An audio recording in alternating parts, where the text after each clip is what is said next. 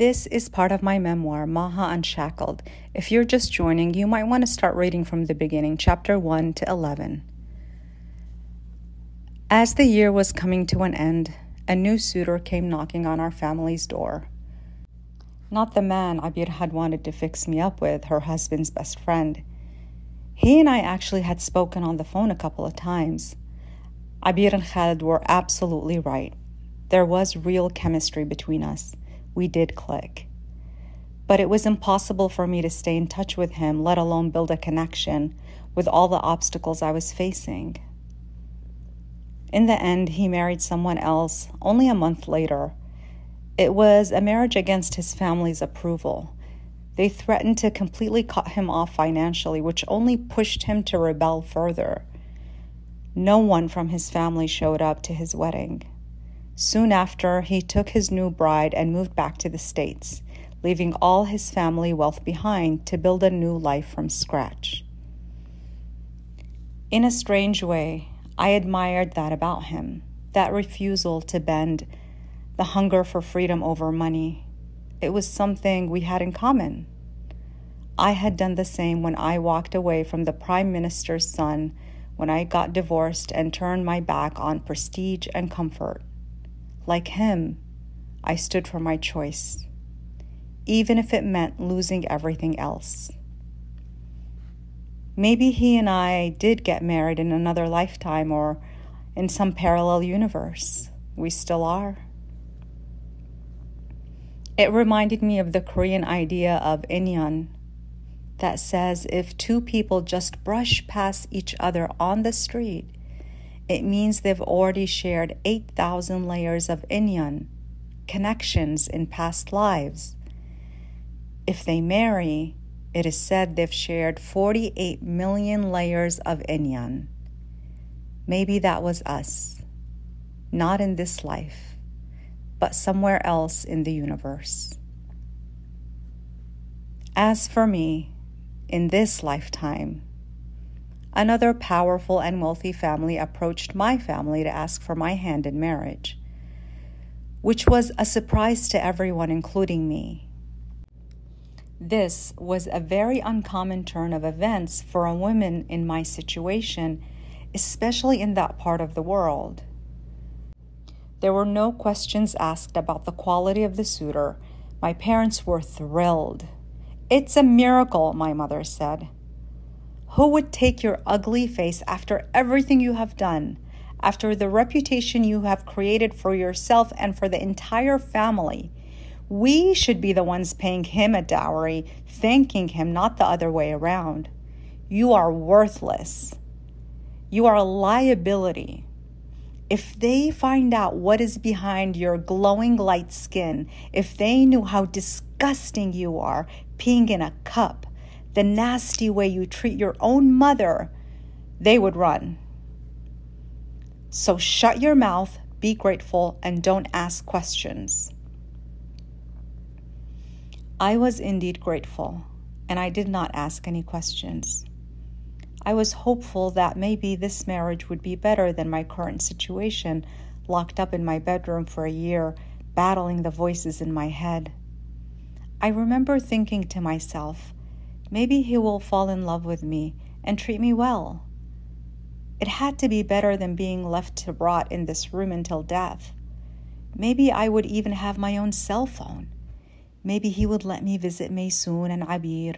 Maybe, just maybe, I could have some kind of normal social life. The wedding came quickly after. This wedding was different, not in a hotel ballroom like my first one. It was traditional, old school style, shaped by his family's tribal heritage and the region of Yemen he came from, Ib. In Yemen, weddings are separated by gender. Traditionally, the bride has her own celebration that is female-centered, designed for the women of her family. But in his family tradition, both men and women celebrated, even though they were kept apart. The women of his family had to be present to greet me, the bride. So they could not come to my father's house. That meant My female relatives gathered in my father's home while the women of his family stayed in his father's house alongside the men's celebration. In truth, there were 3 weddings happening at once. One at my father's house for me, or rather for the women of my family.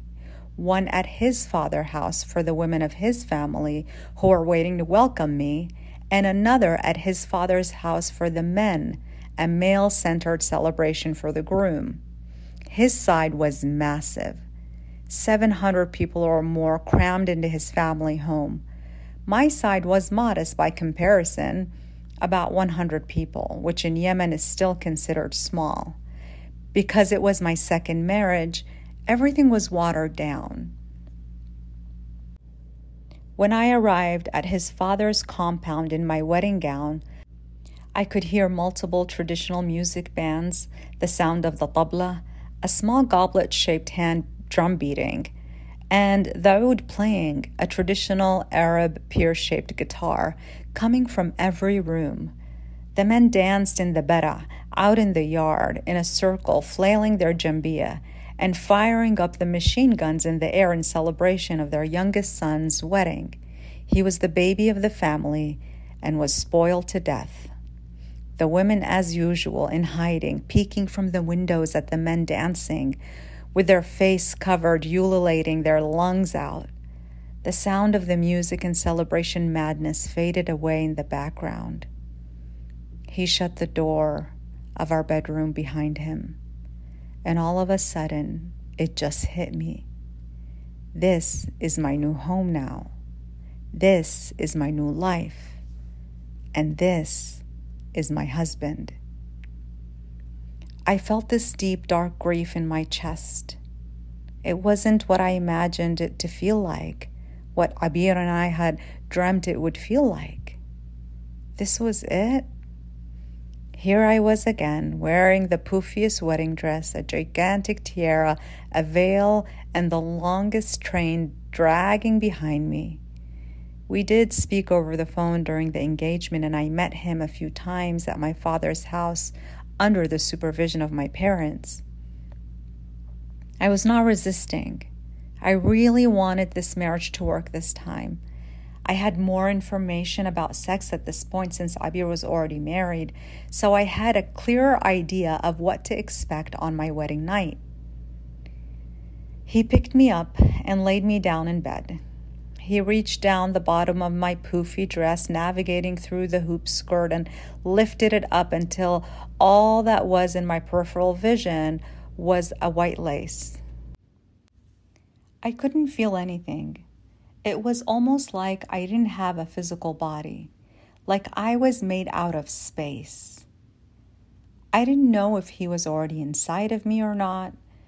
It felt like it was happening to someone else, like I was watching a movie. My mind was trying to make sense out of it all.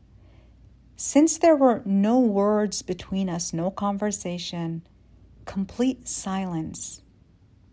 Is he in? Is it working? Is he done? Is this how I'm supposed to feel? Am I doing it right? Am I being a good wife? Is this okay? Am I safe? Is he going to be mad at me? What should I do? Is this it? This is what the fuss was all about? Am I bleeding? Are we doing the rag thing to prove I'm a virgin to everyone else? When it was over, he got off of me, grinned, and said, "Ah, you're amazing. I love you." A few seconds later, he was fast asleep beside me. My hopes of gaining some sort of freedom, of escaping the prison of my parents' house, were crushed. Instead, I had walked straight into the hands of a complete and utter psychopath. His father was no ordinary man. He was the defense secretary of Yemen, the right hand of the standing president, Ali Abdullah Saleh. Power radiating from their home like a military compound. In the front yard, Military tanks stood like silent monsters guarding the gates. The basement wasn't a basement at all, but an arsenal stacked with weapons, machine guns, and even bombs. The house throbbed with danger. Outside, heavy armed private security patrolled around the clock, and inside, at least 50 men, military trained, ruthless, loyal, stood ready to obey. After we got married, I was to live with him in his parents' house along with his other brothers, their wives, and their children's. In total, 5 families lived together in a 3-story mansion. It was not an uncommon arrangement in that culture. We were given a newly renovated rooftop. His older brother, his wife, and their 5 children lived in the 2nd floor beneath us. His parents and his younger sister, their only daughter, lived on the 1st floor. The 2 remaining brothers each had detached suites within the family property. He was obsessively jealous, even though I never gave him a reason to feel that way. We had only been married for a total of 3 days. He was convinced that I was cheating on him from day 1. He glared at me. "I know you're cheating on me." I froze. "Cheating? With who? I don't even leave the house." "You think I don't see it?" he snapped. "Maybe the lady who comes to do your hair. She's covered in black veil. How would I know what's underneath it? Is she really a woman?" I stared at him, stunned. "She's my hairdresser. I'm still a bride, and your mother is throwing an extending wedding celebration for me every single day, inviting all her friends. I have to get my hair done professionally." He leaned closer, his eyes dark. "Maybe she's really a man underneath, sneaking into the house, pretending to be a woman just to get to you." I whispered, "That's insane. Do you even hear yourself?" That single sentence made him boil with rage. How dare I talk back? How dare I defend myself?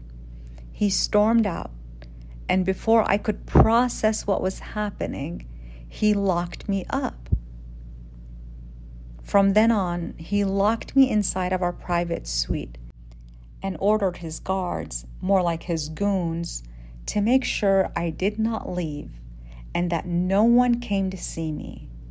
Whenever he was away, he forced me to stay on the cell phone with him the entire time so he could monitor everything I was doing.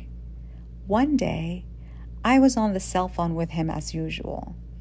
He was still out with his friends chewing gad at 3 a.m, and I started to get sleepy. I was lying on the bed with the phone pressed to my ear, and I drifted off. Apparently, he kept calling my name through the phone, and I wasn't answering. The next thing I knew, he was on top of me, both of his hands locked around my throat. His grip was so tight I could barely breathe. He smacked me across the face again and again, then shoved a pillow over my head, pressing it down until the world around me blurred and I thought I might disappear.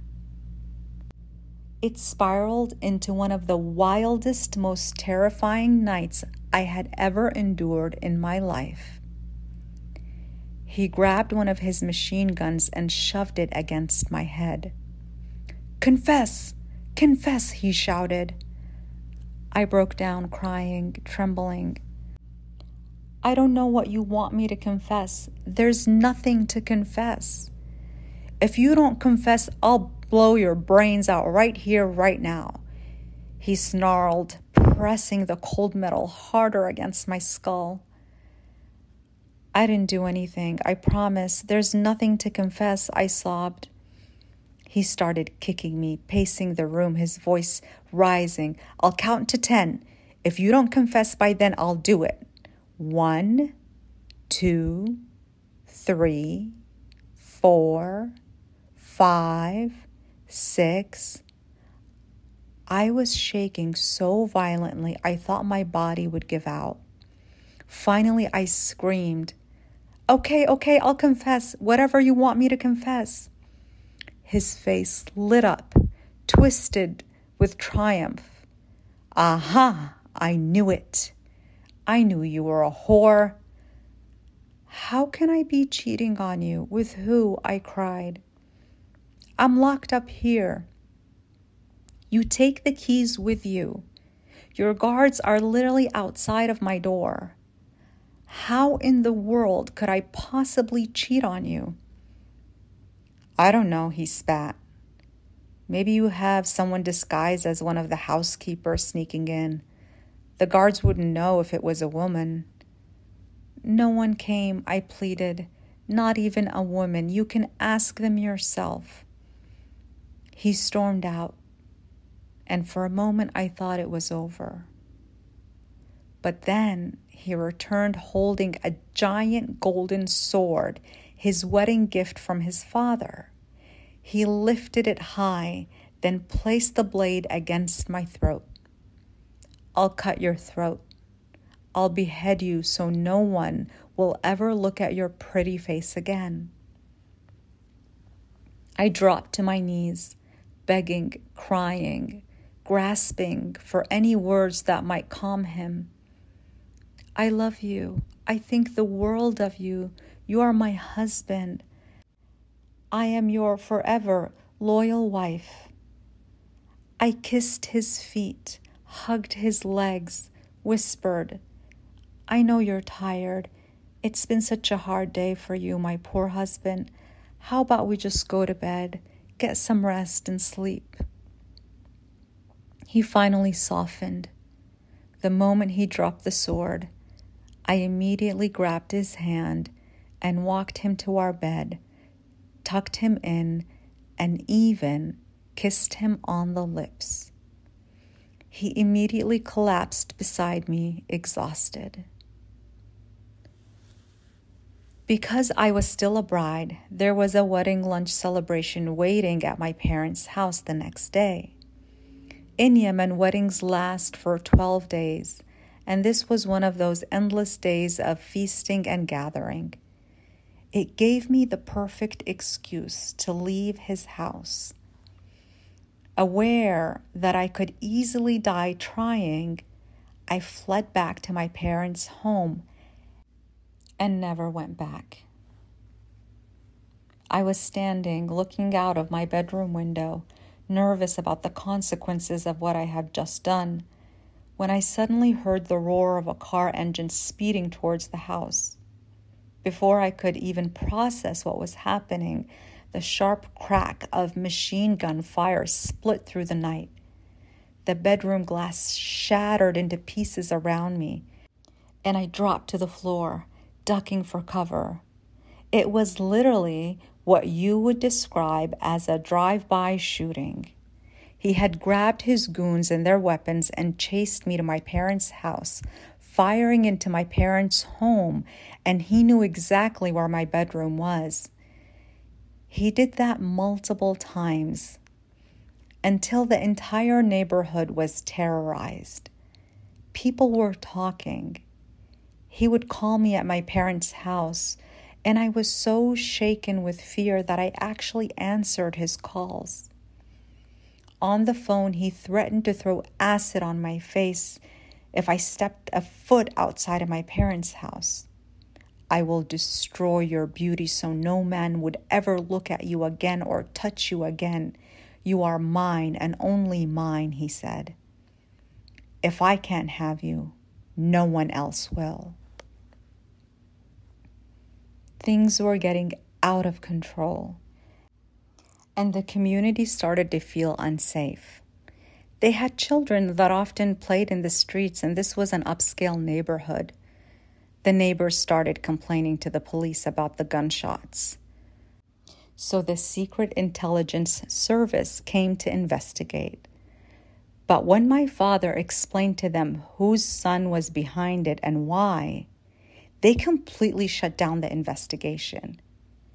It was because of his father's power and position in the government that he got away with everything. Even the Secret Service was afraid of him. This time, my father was actually on my side. He wasn't only worried about my life anymore, but for our entire family. Things had reached a level where anyone could get seriously hurt, even killed, by a stray gunshot in the middle of this madness. He pressed forward with vigorous and intense divorce negotiations on my behalf. The divorce was finalized, but the terror and the trauma left behind was always present. And then another divine intervention occurred. My father opened the front door, returning from the embassy in his suit and tie, his face beaming this time. As you know, I was getting ready for retirement. It was my time. But today my boss asked me to come to his office and surprised me by begging me to do one more post. So I've been assigned as an ambassador in Bucharest, Romania. My mother face twisted. Ugh, I don't want to spend 4 years as a stranger in some foreign land, speaking a language I can't speak or understand. I am the queen of my castle here. I have my gat, my madame, my sisters, and extended family. Why would I leave?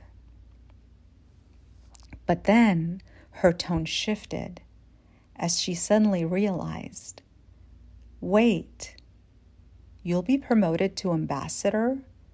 That means you'll have privileges at the highest level. I wouldn't mind coming with you, as if she was doing him a favor. My father shook his head. Not a chance. You'll embarrass me with all your yelling, screaming, and breaking things in a government house that don't even belong to us, furniture that is the property of the government. It would be bad optics at my diplomatic level. I've learned my lesson the hard way through the years of taking you with me. Then he turned to me. But I can't leave you here in Yemen, Maha. It's too dangerous with that maniac of an ex of yours, especially if I'm not here. You'll come with me. He looked at Manal. And you'll come too. Maybe in Romania we can find a new medical treatment for your arm. We'll see if someone there can help fix it. So it was decided. Only my younger sister Manal and I went to live in Romania with my father. This was an excerpt from my upcoming memoir, Maha Unshackled. As you know, my memoir is complete and finished and just sitting there on my laptop looking at me like, now what?